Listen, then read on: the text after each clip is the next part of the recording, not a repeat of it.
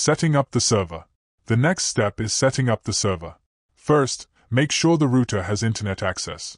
Connect the internet cable to the one port of the router and connect one of the LAN ports to the server. The server will also need a keyboard and a display connected through HDMI. Attach these, along with the power cord.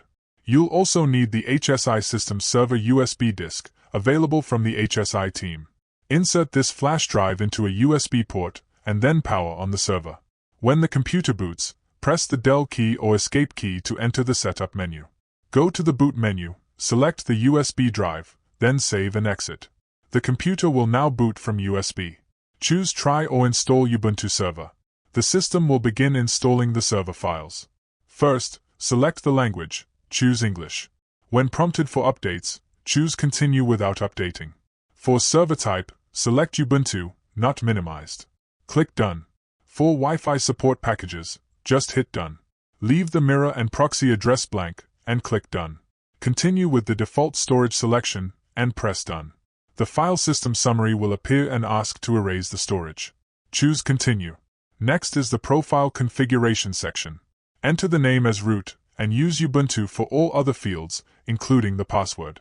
Skip the Ubuntu Pro option. In the SSH configuration screen, press the space bar to enable SSH. This is a very important step. The installation will now continue for a few minutes. When prompted, remove the USB drive and press Enter. The computer will reboot and display the IPv4 address. Note this address carefully. In our case, it is 192.168.30.100. Accessing the server. Once the IP address is obtained, the Ubuntu installation is complete. Now, we can access this computer using SSH or use FTP for transferring files. To learn more about SSH, click the link provided. Let's open the server using SSH. On a Windows computer, go to the Start menu, search for CMD, and launch the command prompt. Type SSH Ubuntu at 192.168.30.100. Press Enter, and then type the password. Note that the password will not be shown on screen. Just press Enter again, and the SSH session will open. You should now see a prompt like at Ubuntu. This is the command line access to your server. Every command you enter here will be executed directly on the server. Next, we'll download the API files and install them. Enter the commands shown on the screen, and press Enter. The files will begin downloading and installing automatically. During the process, the system may ask whether you want to use the default configuration or edit it. To continue with the default settings, press 1 and then Enter. The setup will complete in a few minutes.